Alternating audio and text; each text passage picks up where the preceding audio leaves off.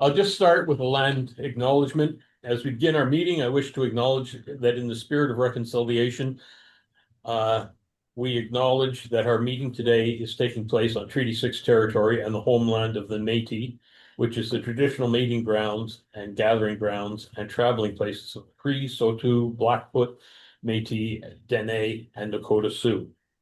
We honor and respect the elders and their history and languages and the cultures of the First Nations, Métis, and Inuit, whose footsteps have marked these lands past, present, and future. So today, we are very honored to have, I didn't ask for the correct pronunciation of your name, I can say that it's Shaniff Esmail. Jonathan, who is a professor at the University of Alberta, and I will hand it over to you. Okay, welcome everybody. First off, thank you for being here. It's cold and not very well, as you said, not that cold, but at the same time, it is kind of getting into your bones, kind of cold. And as a presenter, it's always difficult presenting to nobody. You know what I mean? You always need that feedback or whatever you might say. Um, but this is an interesting topic. Okay, it's on sexuality, and a lot of people don't talk about sexuality. They don't talk about no matter what age. But I'm going to just share our screen first off so it can help me. You know, as we get older, we forget things, and I need to have PowerPoint to kind of tell me what to look at and what to say, right? But sexuality aging is something that I've actually talked about quite a bit. I've done many presentations on the topic. The funny thing is, right now, my focus is on children, and I just finished writing a book that's already it's going up in sales and stuff like that, but it's already on the bestseller list. But I'm looking at sex education for children with disabilities, developing a sexual identity, but sexuality is right from birth to death.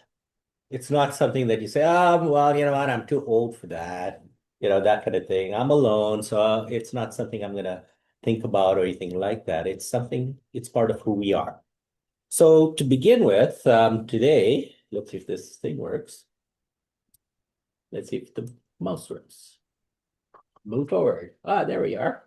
Okay, so I'm going to talk a little bit. Oh, good, we have one more guest, and he's wearing a red toque, so we have to ask him questions. Come on in. Hello, Michael. Hello, Michael. We have all done introductions, so now it's your turn. I'm just kidding. So what I'm going to do today is define sexuality. Why do I have to define sexuality? Well, I want to talk about it. I've been teaching sexuality at the university for almost 25 years, and all the students always talk about doing it. I'm like, what is it? I'm still trying to figure it out after 25 years, right? So I'm going to define things. I'm going to talk about some myths and, you know, around sexuality. How does it affect us as we get older? And believe me, we're all getting affected. Myself, I'm 61 years old, and believe me, it's things get affected, right? So we're going to talk a little bit about that. What are some issues related to sexuality? Um, I'm not going to talk a lot about consent. I'm just going to mention it a little bit. As we get older, you have individuals who may, because of cognitive concerns, may not be able to give consent. So I actually wrote an article on consent for individuals who have cognitive decline. And it's the most comprehensive article in the world, I have to say, because it was the most comprehensive, and it's looking at that topic because it's very complex, and how we deal with this. And then also defining what healthy sexuality is. So that's kind of our plan for today. I'm going to keep wanting to do the buttons, but let's do this. So I'm sorry, I'm going to apologize right from the beginning because I have a bad sense of humor and I don't mean to offend anybody, but I hope you have some fun with some of the funny things. But this is not funny. It's just there's the beaten track and off the beaten track. Now, you can't read it. It's kind of covered up because of the Zoom, but it says off the beaten track and in the beaten track. And it says, I don't know if this is such a wise thing to do, George. And the problem is we all tend to take the easier path. But you know, sometimes it's just easier to ignore it, avoid it, and all that. And when it comes to sexuality, There's so much stigma and all of these things people worry about that we kind of avoid it, right? But why don't we talk about it? Why don't we deal with it? Why don't we, kind of thing? And you might find it really might be something that you might really find rewarding. So let's talk about sexuality and aging. So what is the definition? As I said, it's more than doing it. And I have to say, after 25, almost 30 years of teaching sexuality, I have to say that this physical aspect of sexuality, it's probably one of the smallest and most focused on, but at the same time, it's probably the most least important of them all. When you look at yourselves, you think about, look at this, personality, self-image, our orientation, body image, socialization, communication, all of that is part of our sexuality, not just doing it, right? So the reality is it's who we are. And when we devalue our sexuality, we devalue who we are. And especially as we get older, oh well, you don't need to talk about sex. It's they're like older. I'm going to tell you a story that's embarrassing for me. When I was, well, I was at what was it called? Holy Cross Hospital in Calgary. It's not there anymore. They tore it down. Yeah. I was doing a placement there, and he was in cardiology. I'm an occupational therapist, like, profession. And I was doing my student placement there. And we went, what happens is after open heart surgery or heart attack, the occupational therapists go in and do education around precautions and, what you should be careful about and all that after surgery or heart attack. One of the sections was on sexuality. So anyway, being a keen student that I was, reading through everything, read the patient's chart and everything. And my supervisor, Pat Farn, I remember that, she, veteran, clinician. We go in there and she says, it was my first time doing it by myself. And I did the whole teaching and everything. But when it came to the sexuality section, I jumped over it. And then and then we finished. And then we're coming out of the room. And, I said, and she goes, you forgot something. I go, what? And she goes, you forgot the sexuality section. I said, oh, it's not an issue. He's a widower and he's old, like, come on. And Pat says, how do you know? She sent me back in the room and I nervously went, yeah, I kind of didn't talk about one area. And, the man knew what was going on. He was pretty with it. He goes, oh, don't worry. Like he kind of protected me, right? But the reality is, if he was younger, if he was in a relationship, I would have brought it up. But because he was like 80 and whatever, so just remember, just because we're older doesn't mean we, don't think about it, whatever. So again, it's biases we have. So let's talk about it. Yeah, wow, that's fancy. Okay. So what is sexuality? It's part of who we are. Now I've got here, it's part of the psychological, social, cultural, and spiritual aspects of self. Now, when I say spiritual, I'm not talking about religion. It could be religion, but what I'm talking about, what gives us meaning. Spirituality is all about meaning. And if you remember in the definition, big at the top said values and beliefs. So we need to talk about what gives us meaning. So I said sexuality can give us meaning to life. It gives us kind of self-worth. It tells us who we are and things like that. Sexuality provides us an opportunity to express ourselves, our affection, our admiration and stuff. And sometimes we're so hesitant, we don't allow ourselves to do that. And, sexuality has been described as one of the most natural, basic parts of who we are. And yet society and everything has made it such a taboo thing. Okay. You want to hear a funny story? We have one Asian in the group, so I'm going to pick notes. But the reality is, did you know breakfast cereals? You guys all look like you're interested in this. Okay. Did you know that breakfast cereals is all about stopping kids from masturbating. You're like, what? Read it up, Google it. Mr. Kellogg. Mr. Kellogg, exactly. Well, actually, it even started before that. Sylvester Graham was a minister, and he was very into wholesome grain foods will stop your libido and prevent you from having unsavory thoughts, because sexuality was seen as only for procreation. So basically, they developed this wholesome food, and then Kellogg, it was actually a mistake in like they had taken these grains and they had kind of spoiled, they got wet. So they put it in a air thing and they got dried and then it got crunchy and this is kind of good. And then from there it evolved into thing. But basically it was given to people and given to children so that they would actually decrease their need for inappropriate behaviors, masturbation and stuff like that. But then the breakfast cereal thing came in and they put sugars in there and everything. And now, if you notice, cereals are mainly a North American thing. You don't see it in Asia and places like that. It's amazing what how our society has evolved because of all these different things. So anyway, if you don't get anything out of this, you're going to get interesting stories from me, okay? So let's move on. Now, attitudinal umbrella, and that's what I talked about. We think that, sexuality is for the young and healthy and whatever, but my university students always get well, they don't get offended, but they get kind of uncomfortable when I out loud say, your parents are having more sex than you are. And they go, no, what?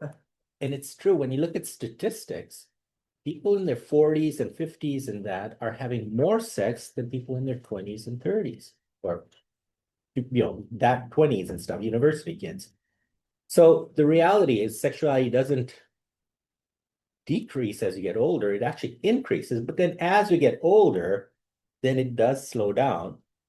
A lot of times it's because of environmental things. You've lost a partner, you don't have a partner, or things, your body's aching, no one's helped you. You people are, don't talk about it. So those are the kinds of things. So anyway, society tends to, not recognize the importance of health and well-being. And when you look at statistics and all of that, and I'll talk about that a little bit, but society actually puts barriers on, for we should be having sex, we should be doing this, we should be doing that, etc. Sexuality is always, the media has always portrayed it as someone for youth. But when Viagra and Cialis and all those people came out, they saw, oh, money, money, money. And then suddenly what they did was, suddenly it became cool to talk about older people having sex. It was all about money, right? And we won't talk a lot about medications and things like. Well, no, I'll come back to another story about that. Okay.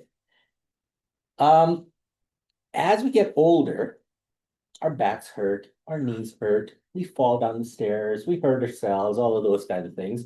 So what happens is sexuality becomes something that, is not priority, and it just kind of, and then as we don't do it, it becomes further and further and further away. Okay. So we will talk about the health and benefits of that. And also, as older people being affectionate and doing things in public. Oh, that's so cute. No, they're enjoying themselves, right? I remember I was a occupational therapist working as a clinician at Camrose Hospital in Camrose. And anyway, every afternoon we did rehab group, and myself and my assistant would go and get all the patients from the rehab department and bring them to OT to do, exercise and all that. But anyway, my assistant Sonia, she goes into this room and she walks in and suddenly she shuts the door and comes out. I go, what's wrong? And then I went in. I should have knocked, because all I saw was a wrinkled butt and legs up in the air. Oh, shut the door. I go, she's getting more exercise than we can provide her.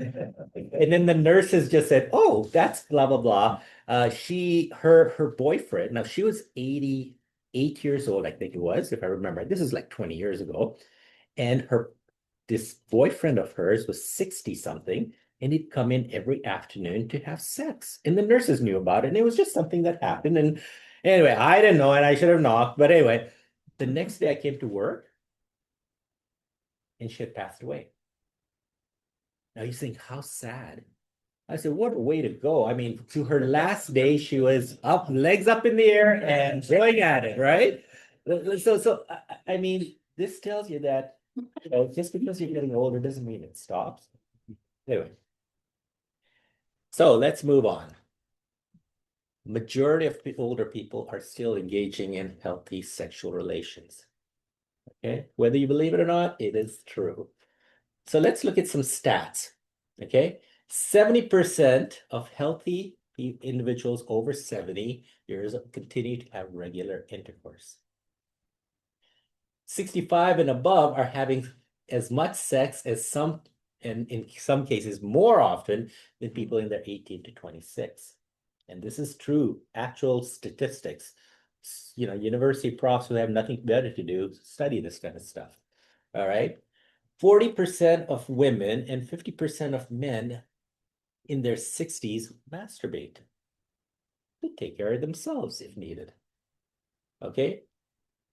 Research showed that in Sweden, they found that people who are sexually active are more vital, better memory than celibate.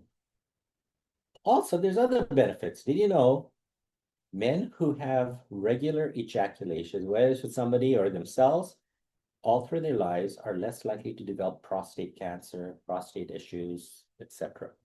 Women who have sexual activity regularly, whether it's alone or with somebody, are going to have stronger pelvic muscles, and they are less likely to have both men and women in terms of incontinence, bowel and bladder. I mean, I went to the washroom there, and there's supplies there, which is wonderful. But the reality is, if you're sexually active, things will not be as much of a problem.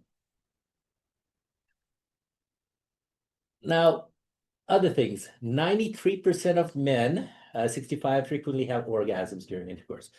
Now, the reality is, as you get older, you know how I'm talking about men now, sorry, but as we get older, men, no matter what, when a man has an ejaculation, he needs to wait X amount of time before he can have another one. When you're like 16, it's like 10 minutes, but as you get older, the length of time becomes longer and longer and longer. So if a man is having regular sex or ejaculations all of his life, when he's 70, it might only be 12 or 24 hours before he can have another one. But if he's having infrequent sexual activity, it might be as long as 48 hours to even longer. So I guess, the whole thing, if you don't use it, you lose it. Well, that's so true when it comes to sex, right? But a lot of men don't worry about having an orgasm every time anymore. It's like, it is enjoyable. Well, it happened, big deal. It's not worth the amount of energy that takes, so I'll worry about it next time. Okay? And that's okay. Women frequently have orgasms. Again, women who are active will continue to be active. Women who are, women who masturbate, kind of the self-help, you might say, are more likely to orgasm during sex, but also as they get older, their genitals and all that are much healthier. They have less pain, less irritation. It's just everything remains healthier. Okay? More than 25% of healthy older adults, 85 and up, are still sexually active. 85 and up. Or 80, I mean. Sorry, not 85. Average frequency is 4 times a month. Now, see this global sexual health survey at the bottom? It was done by the Pfizer people way back in 2002, but the stats are still there. And they found this, they did older adults, they surveyed, I don't know how many thousand people. I think it's close to 20 or 30,000 people all over the world. And you know what they found? Asians were having the most frequent sexual activity, more frequent than any other populations, but their satisfaction wasn't as high. North Americans were having less frequent sex, but their pleasure and more satisfied, they were having higher satisfied sex. And Europeans are always having good sex. Okay. But it's interesting because there's also, from an Asian philosophy, sexuality is attached to your energy. And there's a belief, like, you have the Kama Sutra, but the Kama Sutra is based on a Chinese sexual manual, and it's based on sex allows you to get to a higher plane of kind of existence. So by having pleasure, you're actually getting to a higher state of being. So that's why you want to have different techniques and stuff. But also, when in the Asian sort of thing, when a man has sex with a woman, he's taking some of her energy and building his own vitality. So it's important to have frequent sex. So there's an attitude about health means frequent sex. It's not about pleasure and all that, it's about frequency. While in North America, sex is done for, for intimacy, pleasure. So there's different motivations for sex, but just letting you know, no matter where you are in the world, people are having regular sex, but they don't talk about it.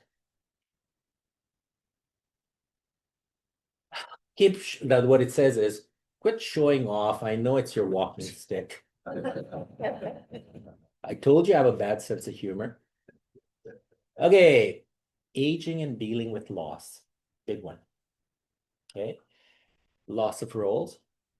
I'm no longer working. I'm no longer doing. So people say, well, I used to be a professor. Now I'm just trying to, like, I'm gonna be retiring hopefully next year after. So, loss of partner, big one. And that's the reason a lot of people, one of the primary reasons why people stop having sex is their partner either divorced, separated, or pass away. Okay, that's one of the biggest things, and that's unfortunate. Loss of function and independence. Okay, things stop working as well. Disability, cognitive and physical, and also identity. Losing about, because as we get older, we're not seen as men or women. We just see it as, oh, that's Bill, that's Kathy, that's, So what types of things are affected? I'm just putting a global perspective on it. It's not just different people are different, but just generally, and of course, if I have, for example, multiple sclerosis, and as I get older, things are just getting worse, and the MS makes it worse. If I've had a stroke, the stroke makes things worse, right? So each disability or whatever will affect things, but generally, these are the types of things as we get older. You can't beat time, right? Time's the big equalizer. So things like body image is affected, self-esteem, public attitudes about who you are and what you can do. In terms of reproduction, men can produce, you hear about men who are 80, having sex with and having a baby, and you think, what the heck are you doing, buddy? Like taking care of children in that area, I don't know. But fertility-wise, women, for example, as soon as they hit menopause, they stop producing, eggs, etc. So generally, what you find is women become infertile, while men continue to be fertile until they die, basically. Okay. Arousal, orgasm, response, everything slows down. Doesn't mean it gets worse, it just slows down. Okay, in some ways it's a good thing. Like, talk about 16-year-olds being too quick. Well, there you go. Okay. Choice of behaviors. Okay, opportunity for privacy. A lot of times because they're in homes and etc.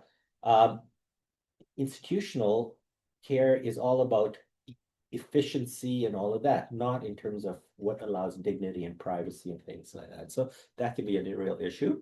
A lot of times you have older individuals who are living with their kids.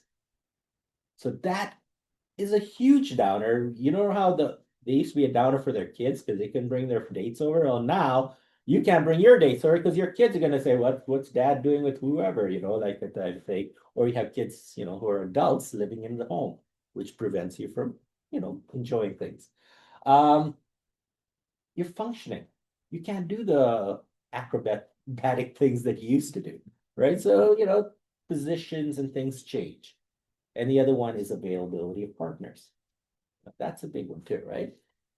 And then I've got intellectual abilities. That's a big one because as we get older, our cognitive processes may go down. So what happens? I remember, again, this is when I was working as a clinician, and there was this woman who had Alzheimer's, severe, right? Every time I walked in, she thought I was either the janitor or, somebody like I was there to help her with her mobility and her hips and stuff like that. And what happened was the nurses approached me and said there's something going on because her husband would come in and then after he'd leave, she would be very upset, agitated. And yet she didn't know who her husband was and all that. And then we kind of checked on what's going on, and he was coming in to have sex with her. He was actually having sex, but she didn't know who he was. So in her mind, she was being sexually assaulted. Okay. Now she couldn't say anything because she didn't even know what was, like she couldn't verbalize what was going on. But so they called me in and said, well, what are we going to do about this? And I said, well, first off, if she was there after he leaves, smiling, relaxed, then it would be something that looks like she's enjoying, and let's not worry about it. But the fact that she's agitated, crying, upset, looking really, that's not allowed. So then we actually said that he's not allowed to come in unsupervised. We used to leave the door open. Unfortunately, he stopped coming, which is sad. But at the same time, it's a thing about being abused or not, right? So you need to think about that. Oh, I went backwards. Common myths about people as they get older. Sexuality is for young, no. Sexual interests and activities decline rapidly with age. They do decline, but not rapidly. Now, just to let you know, this is for both men and women. The thing that gets us and our sex drive going is testosterone. And yes, women have testosterone. Men have testosterone. We produce it in our testes as well as in our adrenal glands. Women produce it in their adrenal glands. So women need a little bit of testosterone to feel lots of urge. Well, men need lots of testosterone because we're used to the amount of testosterone. But at age 30, I can't even remember that far back, but starting at age 30, our testosterone levels start to get less and less and less and less. We don't notice it when we hit 40, 50, but as soon as because we're losing a little bit every year, by the time you hit 50 and 60, your muscle mass isn't as good, your drive goes down. So suddenly, when you're young, you're thinking, I want to have sex because I haven't had sex. Now it's, I want to have sex, not because I haven't had sex, it's because I want to be with somebody. I want to be close. It's not about meeting that physiological, biological thing. Okay. Older people do not have sexual thoughts and desires. Well, they do. Okay, just okay. Older people go into relationship or companionship. No, they want to have physical stuff too. And the only true and acceptable means of sex is through intercourse. That's not true. What you'll find is older individuals have sex and they're more likely to do manual, oral, things like that, because it gives you more stimulation than intercourse. And intercourse requires a lot more things. And also, as we get older, for men, our erections aren't as firm. So it's a little hard to get that stimulus. And for women, their genitals tend to shrink a little bit. They tend to be a little more dry, etc. So overall, intercourse is not always the right option. Okay? And that's okay. The other thing is age is only a number. You have 7-year-olds who are, they have the bodies of 50-year-olds. Then you have 45-year-olds who have bodies of 75-year-olds. It's how active you are, how healthy, what you eat, diet, nutrition, all of those kinds of things, but also how sexually active you are. If you're active when you're young, and you continue to be, you're more likely to be sexually healthy when you're older. I'm not going to worry about all these. Never pass a bathroom. These are the three rules of getting older. Never pass a bathroom. Don't waste a hard on, and never trust a fart. Sorry. Okay. So general, when it comes to physiologically, I've already mentioned some of this stuff, but as you get older, erections are slower, less firm. Okay. There's decrease in muscle tone. Testicles don't achieve elevate and things like that. So all the response stuff is slower.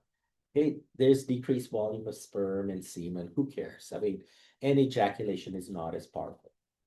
Now, just to let you know, things like Viagra, Cialis, and all of that, there is a need for it, but at times it's overprescribed and not necessary. Because we have to say, you know what? Well, for example, when Viagra came out, the US, you could keep it on the shelves. Every man in the US wanted it. And they thought when it came to Canada, it'd be the same. No, Canadian men were better.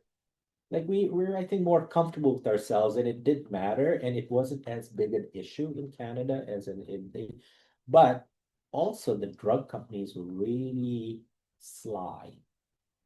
You know how Cialis, that's kind of like Viagra, but what they did was they flooded every doctor's office in all of Canada and probably US and give free samples.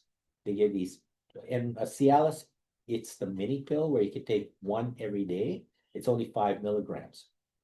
And what these doctors had it in their offices, and it was like flowing out of the thing. So any older man who came in, they said, "Oh, you want to try this?"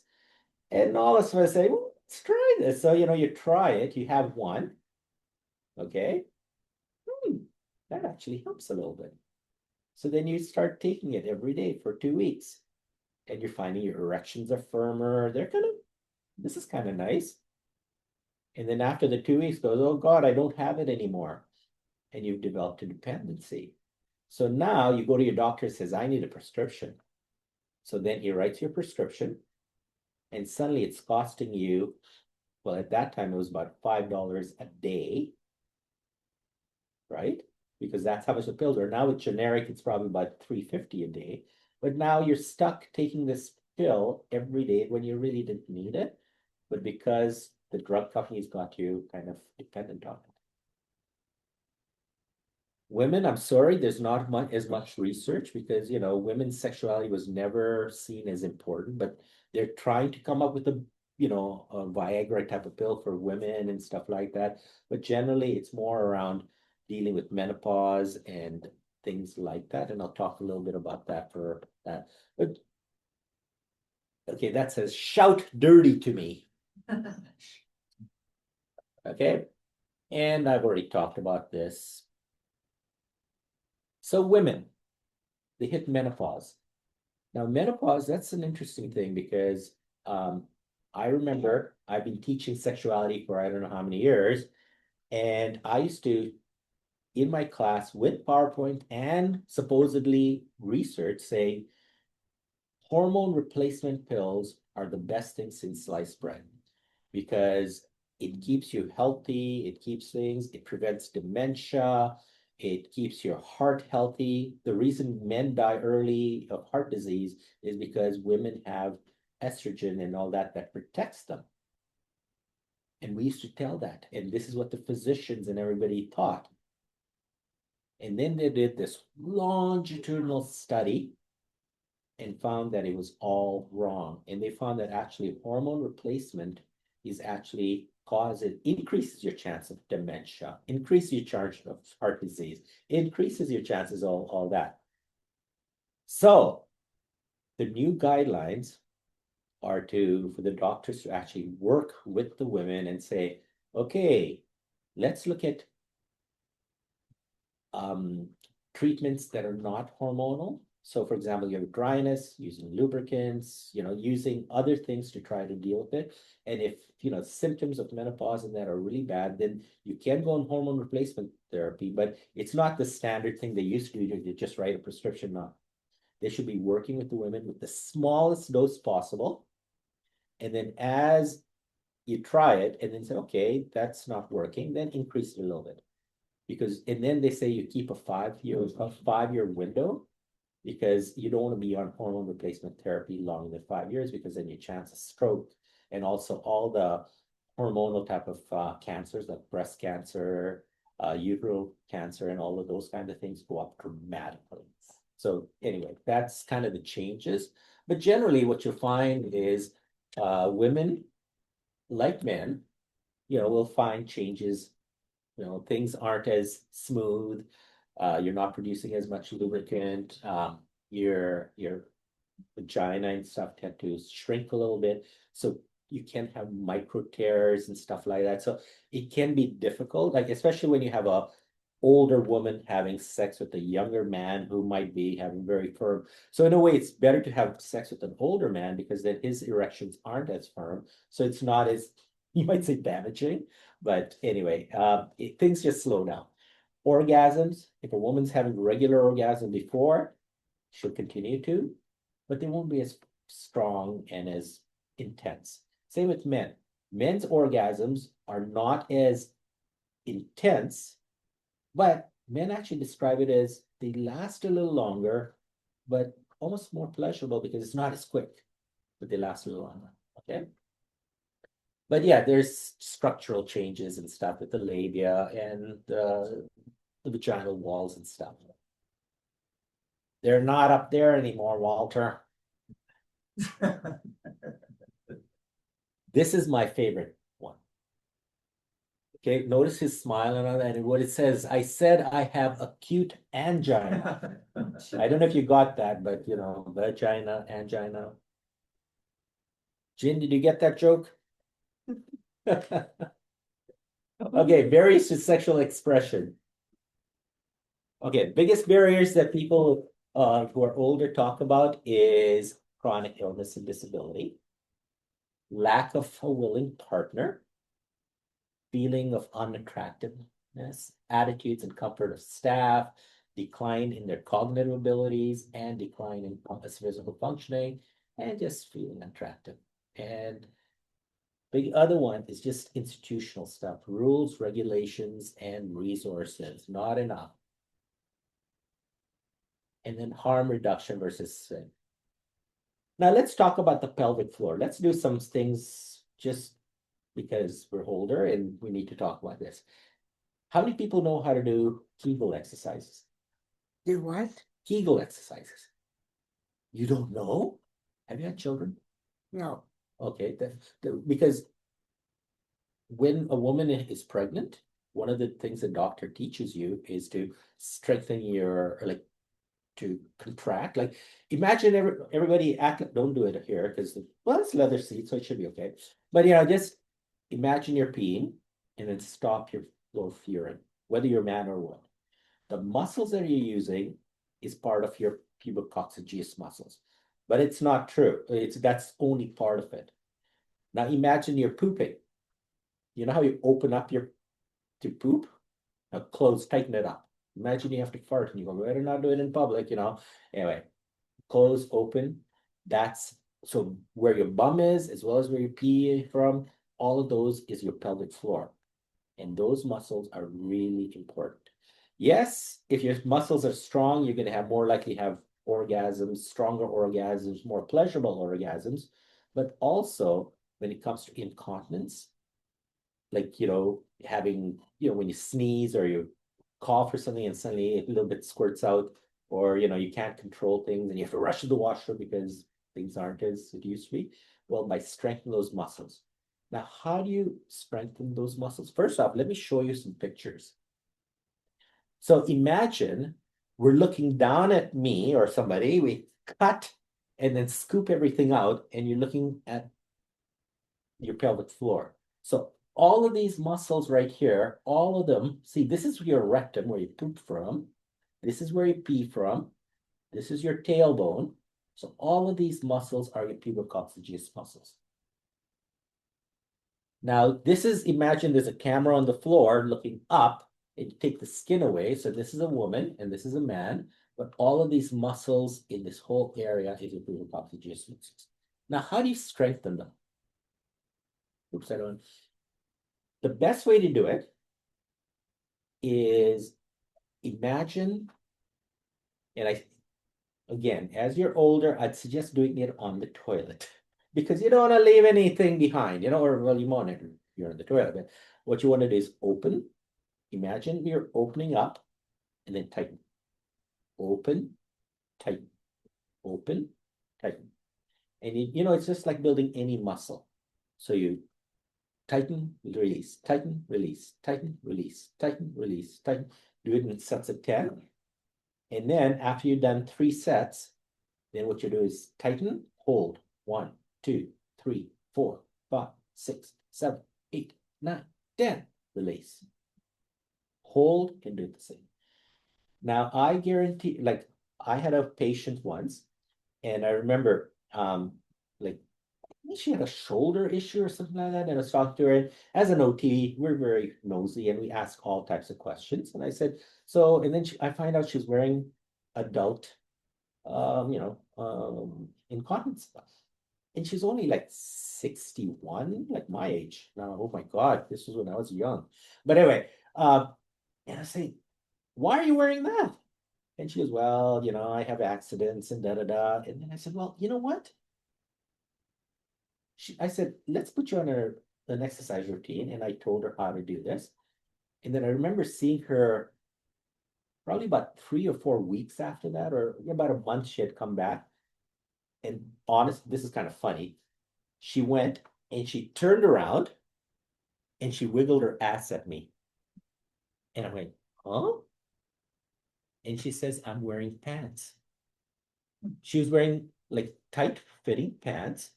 And she said, it's the first time I've been wearing pants because before I used to wear dresses because I had to wear the incontinence stuff and it was all baggy. This is in the old days when they didn't have the nice thin stuff, right? And she says, I'm able to wear pants now because she was now not having accidents because she strengthened up her muscles.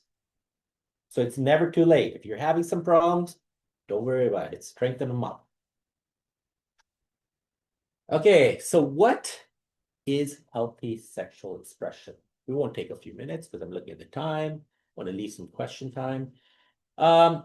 Basically, it involves recognizing, celebrating that everybody's sexual, emotional, and social communication. I've got the CERTS model, which is consent, equality, respect, and trust, and safety. Okay. Now I've got a whole list of healthy sex and unhealthy sex. And if you would like a copy of this presentation, it's recorded, as well as Rachel can send one out. I'm happy for you to have it. Anyway, it just gives you a list of what's healthy sex and what's not. It doesn't have to be intercourse. Key points of healthy sexual expression is permission, attitude of positive body image, who cares what you look like or whatever. Ask for help in education on altered sexuality. It's okay to use sexual aids. I have I don't know if she's working anymore, but like older individuals actually are using more sexual aids than younger people because as we get older, we need more stimulation. So sometimes intercourse is not enough. So using a vibrator will help because you don't have the energy to help her or whatever. So maybe you might use a vibrator, or you might use a vibrator or a ring to keep your penis more firm and give you more stimulus. Because what used to be you come very quickly, now you don't, so you need more stimulus. So it's okay. And just knowing that it's okay and giving yourself permission. Dealing with functional limitations. Like if you have a problem, talk to somebody.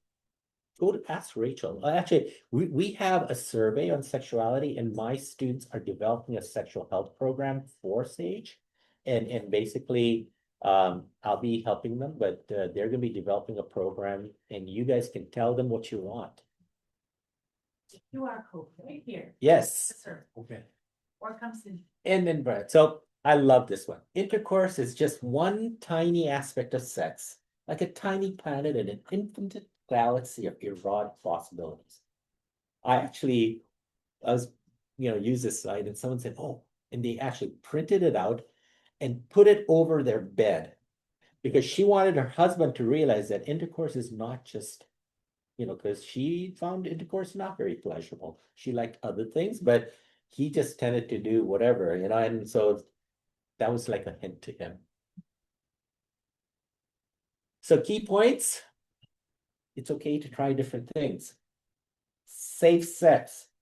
Did you know when it comes to STIs, you have young people, and then you have a little bit of a dip, and then you have middle-aged people going up, then it dips really low for 40s and 50s, and then again it jumps up again in the 60s and all that. You know why?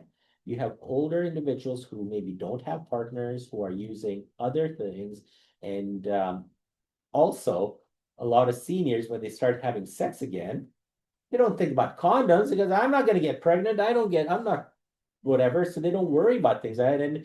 And did you know that Sherwood Park, this was like 15 years ago, was the STI capital for older individuals in Canada.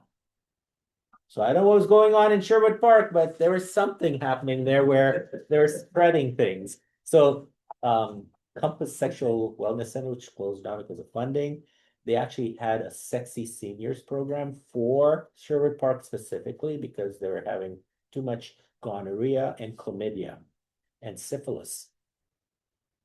Yeah. I guess we don't want to move to Sherwood Park, right?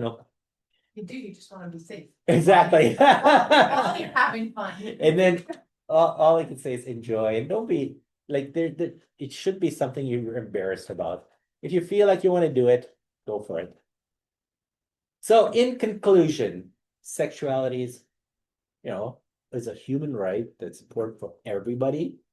Sexuality is closely related to who we are as people, our self-concept and self-esteem. And finally, sex is an important part of who we are from birth to death, as I said.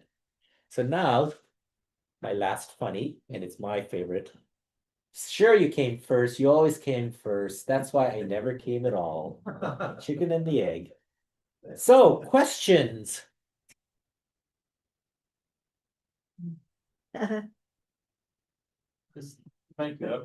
That was less embarrassing than my grade 8 health class. But no, very, very good. And actually, the Kegel exercises, when I had started to have enlarged prostate. Yeah. My doctor told me, start practicing Kegel exercises. So they're not just for females, they are for males as well. Yeah. But thank you so much. That was really very, very good and tasteful presentation. Questions, please. And online, we can hear you online if you have anything. Oh, yeah, maybe we stop the share now. That. See if there are anybody questions. No questions out there. No? Well, if there aren't. Now, on the presentation, my email is Oh, on. Go sorry. ahead. Yeah, so I just trying to keep in my head is the stuff that you were showing. A lot of the statistics and some of the stuff you had seemed to be early 20th century, end of 1900s, and that too. Is there much change like in the last 8 or 9 years? I think a little bit perhaps of the pandemic and after. Well, there's a couple things that are factors when it comes to sexuality. To do good research, you need money. To do good research, you do need money. Yeah, I know. Okay, yeah. and the reality is the US, this is during the Bush era, Yeah. and then it continued on where they cut all funding to sexuality, sexual education, and that kind of stuff. Yeah. So it became an abstinence only, and the research there's very little research because also different things happen that trigger research. For example, the AIDS epidemic. When AIDS happened, suddenly, okay, let's do lots of research because they need to stop AIDS. And then it stopped, right? So really there's not been a lot, but really humans are humans and we're biological entities. So really Just the main thing in terms of STIs and stuff like that, there's little increases and decreases and stuff like that, but Very small. really depending on what's out there right now and whatever. Like syphilis, for example, they could track syphilis by the prostitution. And there was like literally, I remember there was at one point there was this group of prostitutes who actually travel to do the Western Loop. So you go from Vancouver, Calgary, Winnipeg, Saskatchewan, Edmonton into a circle, and they could actually track syphilis rates suddenly going up and they had to find these women because by the way, but the stuff that was done in 2022, the big survey still holds. And I'm strictly guessing, but I would guess perhaps in some of the Scandinavian countries, they've done some research that may be useful as well. A little more than we have. The Scandinavian countries, what they're most famous for was looking at pleasure. Because, it's if I was saying I need, $200,000 to do sexual research, and I say it's to prevent the spread of AIDS, I'm going to get that money.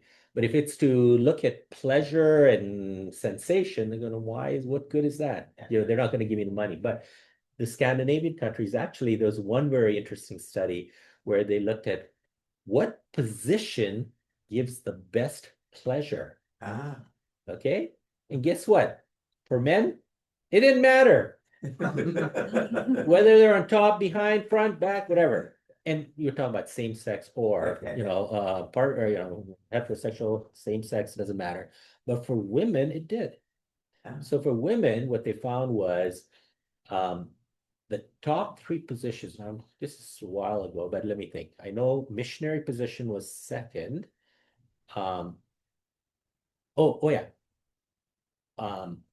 Doggy style, and where they're also self-stimulating to get the most pleasure, because it hits the G-spot area as well as the clitoral area. Then male superior missionary position was seen because if they were communicating well, then it worked. And the last one that was found, the top one, was woman on top, but facing the other way. So reverse cowgirl is called, right? Because that way she can kind of position herself, and then you can also manually stimulate. Because what they told the people is just do anything you can to make yourself the most amount of pleasure, and they did whatever, and that's how they measured it, and that's what they found is the #1 thing for women. But for men, it didn't matter. But remember, pleasure is all about biology, because when we have sex, the body's trying to reproduce. And for men, it's in their best interest to put it out the same all the time. But for women, if they choose whether they have an orgasm or not, it's actually reproductive, because if they have an orgasm, they're more likely to reproduce because the sperm, it's better, etc., etc. But if they don't, then less likely. So I'm digressing. Well, just want to say thank you so much. You are welcome. It's fantastic. And I'm going to stick in an ad for my own personal, but as we get older, staying sexually active sometimes means being in contact with more people. And we know for seniors that social isolation happens very slowly and then very quickly. So this is yet another reason to be getting out to senior centers, joining activities, meeting new people. Because I think meeting people, going to meetings and so on, okay, I'm 78, is almost as pleasurable as having sex. But seriously, I really thank you so much. It's a difficult subject. As I said, I was thinking of my grade 8 health class when I was on the train on the way here today, and it was.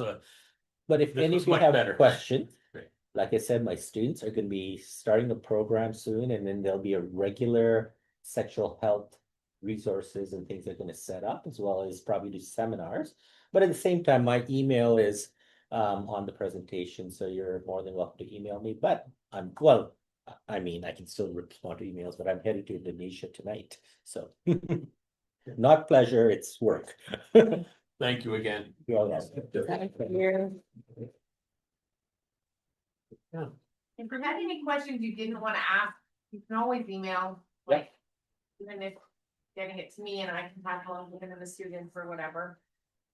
That would work. Yeah. Good. Okay, well, thank you, everybody, for coming. Still a little bit of coffee and some cookies left there. If Those anybody cookies wants. are good. Yeah,